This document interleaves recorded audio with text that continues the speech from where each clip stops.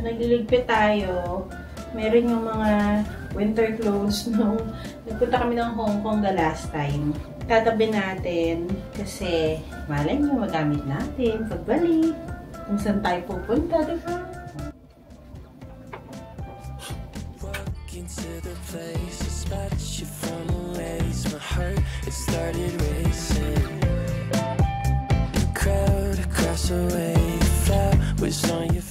Meron pala akong mga items na nabili sa Lazada, sa TikTok na hindi ko na-share sa inyo. Like this one, isa to sa mga favorite na nabili ko. I think mga 300 pesos lang to, 320. Bumili ako nito ng green and then ng blue. Kasi ang ganda yung overnight bag. Diba dati nung nagpapagawa kami ng bahay, lagi akong pupunta kay Lasach. Ito yung dala ko, isang ganyan, isang ganyan. And matibay siya guys, promise. As in, ang dami ko nilalagay dito, like yung mga damit ko, yung laptop. Ang plano ko is, ilalagay ko dito yung LV ko para hindi siya mag-occupy ng weight sa gamit ko or sa check-in ko. And at least, malaki yung parang hand carry ko, diba? Isang ganun lang.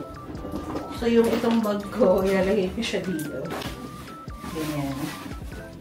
Tapos, malalagyan ko pa ng something else, yung pinaka-bag. So, ayun na yung hand carry ko. O, diba, bongga? And then, ito, gandang-ganda ako dito, guys. Nabili ko to sa TikTok. Pero, ano siya, yung puff na lagayan ng laptop. Sobrang ang ganda niya, promise. Isa nga lang ang nabili ko eh. Alam mo yung minsan parang, tara, labas tayo. Dali mo laptop. Bongga. Kasi ganun yung mga Gen Z.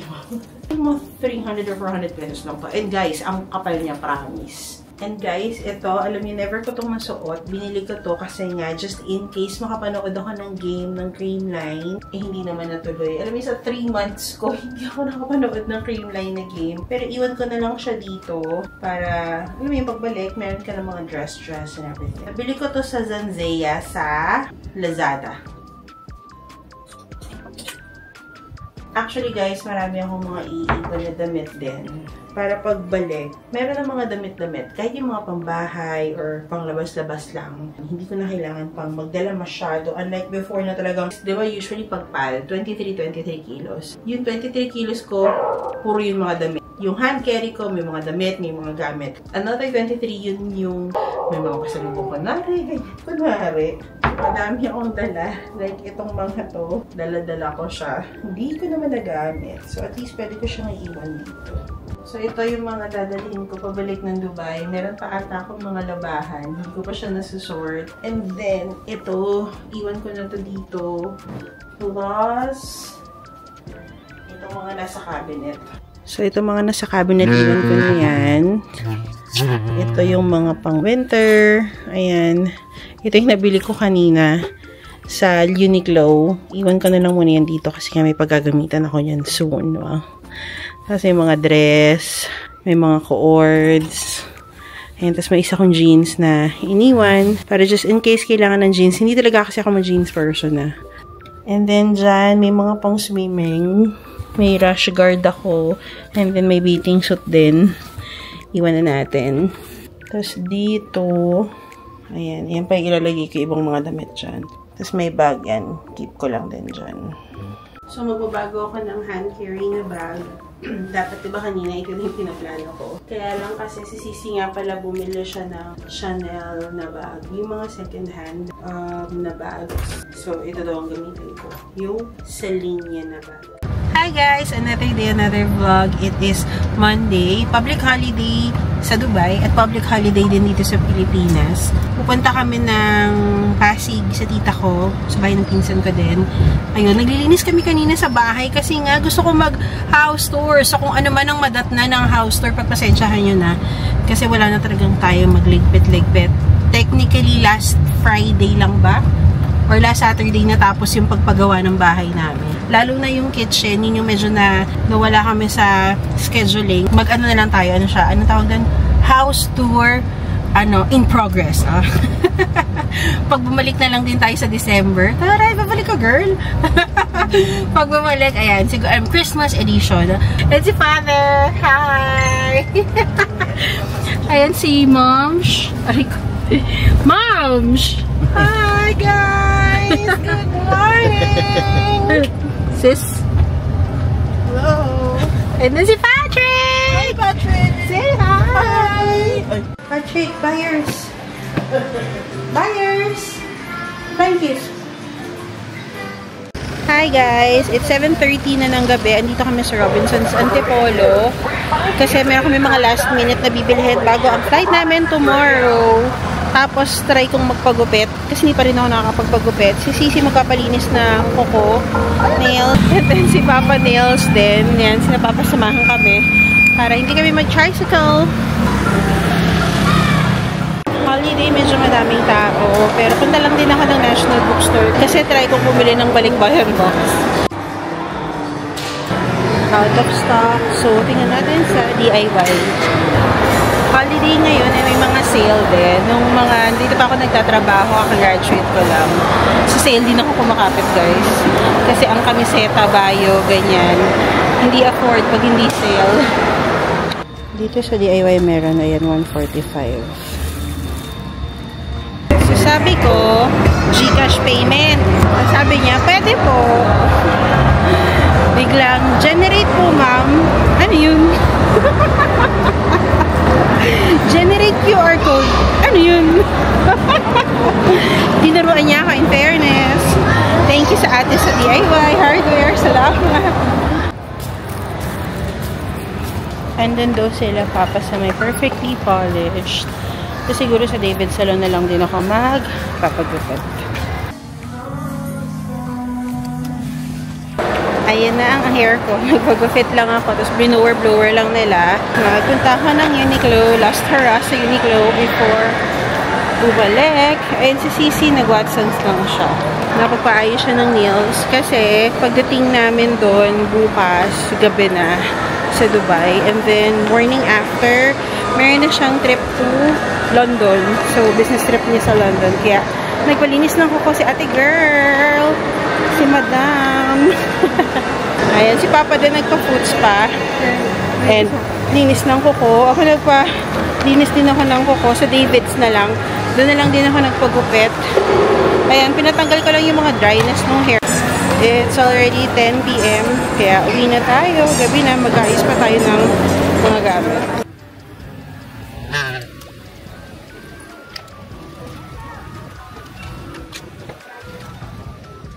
Hi guys, we are now home. It's already, sorry, 10 o'clock na guys. Past 10 o'clock.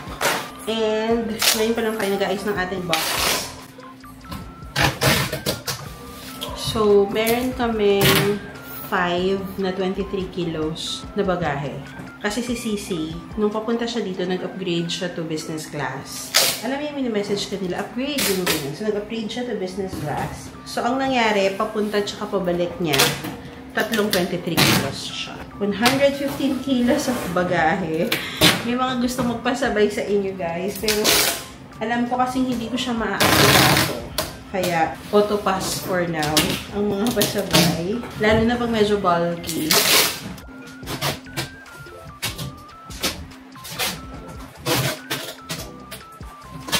So ano-ano bang dadalhin natin pabalik sa Dubai? Meron ako ditong mga daing, mga pusit, yung mga dried fish or dried food. Mga ganyan. Dalawang plastic to. Hindi naman na siya amoy. Meron tayong mga chicharon. Dahil gusto natin yan, chicharon. Meron tayong santol. Tig-santol na kasi guys. Gusto ni Touch ng santol. I think medyo malaki pa nga yung box nito para sa 23 kg na gamit. Meron ako mga ultra collagen. So, dadalhin din natin. Meron ding mga Delimondo na ranch style. Yung mga noodles dito sa bahay, pinagkuha ni Sisi. Mahilig si Sisi bumili nito yung mga otap, mga rosquillos, ganyan. Ayan. Papasalubong niya. And then, gift to sa akin ng friend ko, si Julia. Ayan, lagay din natin. And mga mangga. Ewan ko na lang kung hindi pa sila magsawa sa mangga doon. Hi! It's already 11. Ayos pa rin kami ng gamit. So, andito na rin si Mama para tulungan kami. Hindi na pwede dito? Pwede na ba? Kasi ito mga may space tumakaya na ganyan. So, ito na lang sa akin.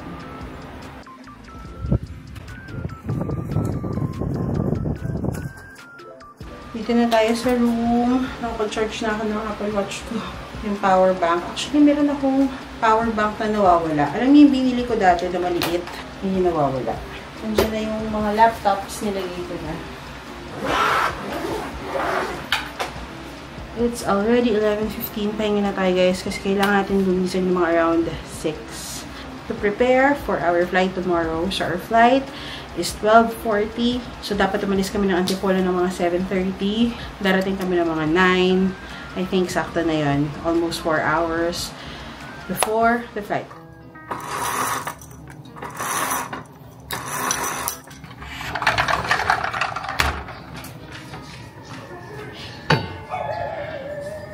Hi guys! Good morning! Another day, another vlog.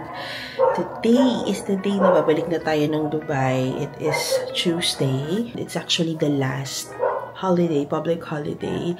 Tomorrow may work na. So, Dubai na tayo mag-work from tomorrow. And it's already 6:20 ng umaga.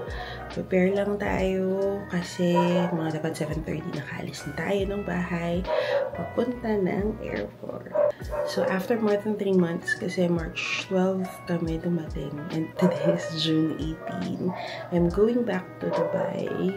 Actually guys, kung hindi lang ako mag-renew ng visa, baka mga July pa ako bumalik kasi meron reunion sa family namin sa Bohol, so sa side ni Papa. Kaya lang mag-renew kasi ng visa, so I have to go back. Pero medyo overdue na rin naman na tayo dito sa Pilipinas, no? Parang nasasanay na ako sa lifestyle na nandito sa Pilipinas, so we really have to go back. Technically, tapos na yung task natin for this trip na to make sure na maayos na yung bahay. So, task completed. Done na yun, guys. Kaya, it's time to go back at bumalik sa normal routine natin sa Dubai. Hi guys! So, ayan, nakaayos na tayo.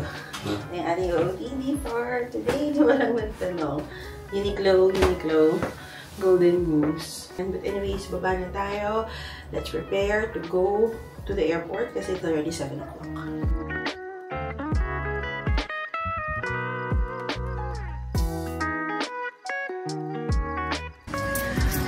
Bye, house! See you in December! Bye, Pops!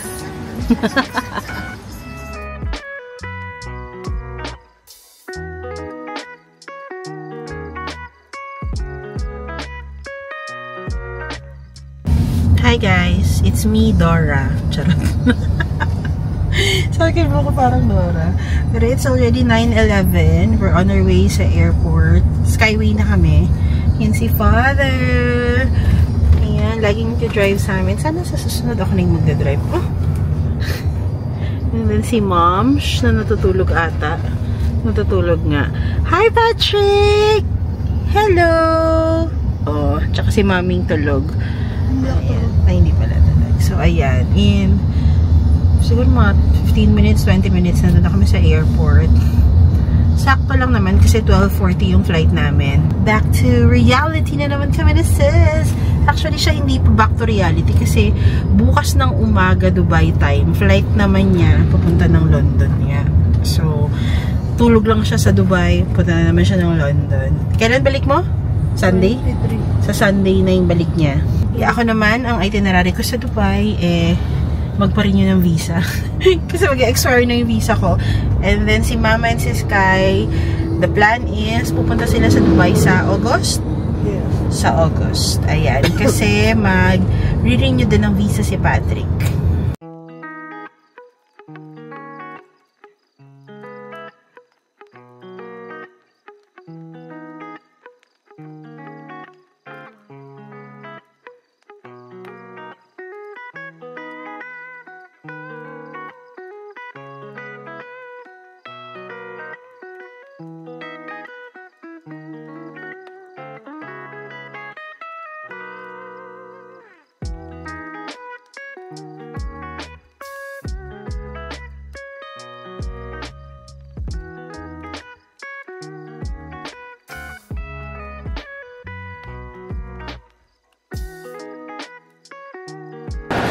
Finish na tayo.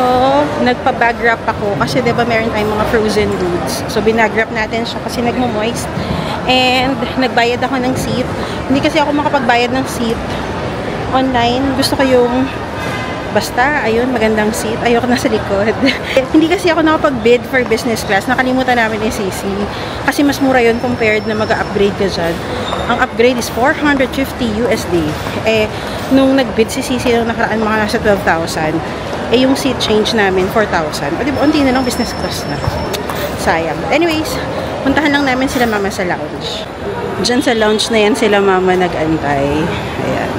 And then labas tayo kasi nandun si Papa. Hindi siya nakapasok. Hindi pa. I love you, Mom. Love you, ingat na. Ingat. Sorry nag-go. Bye-bye, Papa. Love you. See you in December. See you in December. See you in December, Beb. Ay, hindi pala next month. Bye. Flying kiss, Mama. Bye, Pops. Ingat kayo. Pasok na kami. And we're off to immigration. Ayan. And syempre dahil OFW, wala na tayong travel tax. At meron pa tayong 550 refund. Konting tao ngayon, in fairness, compared nung January na umuwi kami. Wala masyadong tao. Oo, walang masyadong tao. Hi, Sissy. Work for Patrick. Meron kaming isang plastic ng baliwag chicken na excess na kasi dun sa isang bagahe. So, tinanggal. And then, sabi ko sa kanya, i-hand carry niya kasama ng mga ostya na binili ni Sat. Kapag sinita ka, sabihin mo na lang na, ay, buti nakita niyo yung lunch ko sa So, ang nangyari hindi nila tinake daw yung kanilang lunch.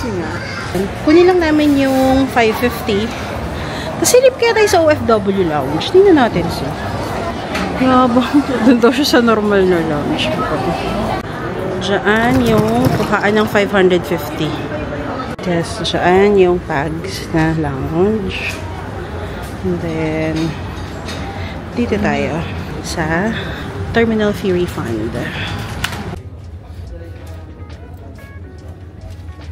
Ayan. 550. Starbucks.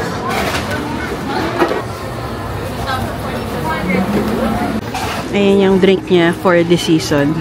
Pomegranate hibiscus ba yun? Akin, white chocolate mocha. At ang Irish, bongga.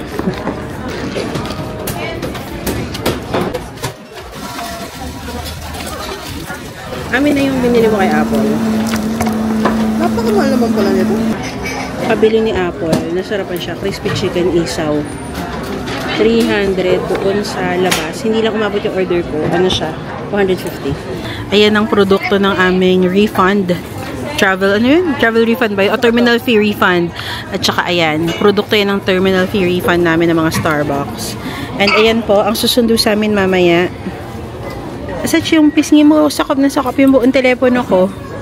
Ate Sach, meron akong USD t-shirt dalawa. May USD t-shirt daw si Sisi. At meron kang santol, may mangga ka. Okay. Bye mga kasachi. See you in Dubai.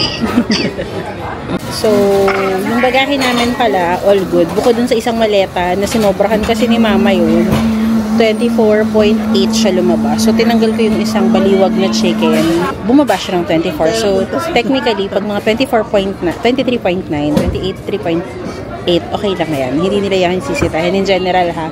Tapos yung hand carry ko, 12 kilo siya. Pero kasi dalawa yung laptop ko. So, sasabihin niyo lang na may laptop kayo para mas maging forgiving sila sa inyo. Dahil yung isang maleta, di ba lagi kami nagpapadala ng mga frozen food, frozen goods, yung mga niluluto ni Mama, ganyan. So, nag-moist kasi siya. Nakita nila. Kaya sabi, hindi daw pwede yun. Sabi ko, anong gagawin? Iwan ko. Charot pa. So, sabi nila, iba-wrap daw. So, may nag-wrap dun, di ba, sa mga gilid. Alam niyo na uso yung laglag bala, mga ganyan. So, yun yung pinapa-wrap. Tapos, 250 pesos yung malaking maleta. Mag-12 na. Punta na tayo sa boarding gate. And usually, sa gate 3, sa baba, yung papuntang Dubai. Ako, ang dala ko isang hand carry luggage at saka bag. Ayan. Then, si Sisi, ayan, shoulder bag lang siya. And then, hand carry luggage. Tapos kasi yung isang bag, yung third niya, nandun yung ostya. Para lang hindi siya ma-durug-durug. So, sana naman di siya sitahin, diba? Ostya yun eh. Ikot kayo sila sa Papa Jesus. -1 sila sa langit.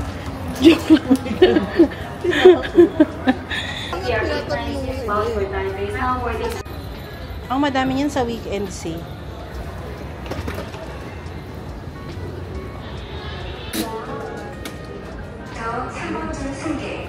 Dito muna tayo uupo. Kasi madaming tao doon. Waiting na lang tayo for boarding.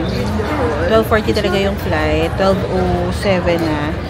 Isa to guys sa mga chill-chill na flight namin. Touch wood. Kasi hindi kami nagmamadali. Wala masyadong tao.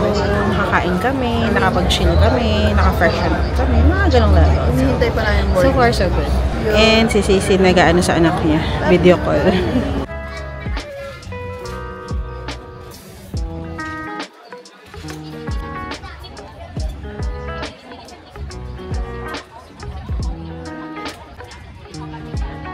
Good afternoon, thank you for waiting. Philippine Airlines Flight PR658 bound for Dubai. Now accepting elderly passengers as well as traveling with infant.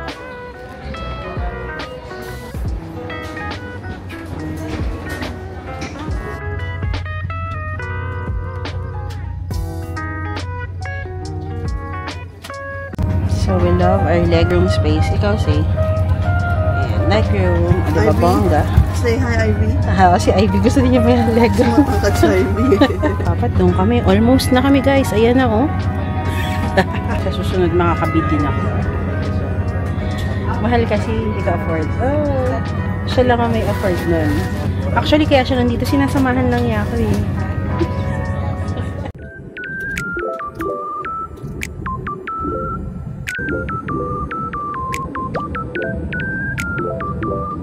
Cabin crew take off stations.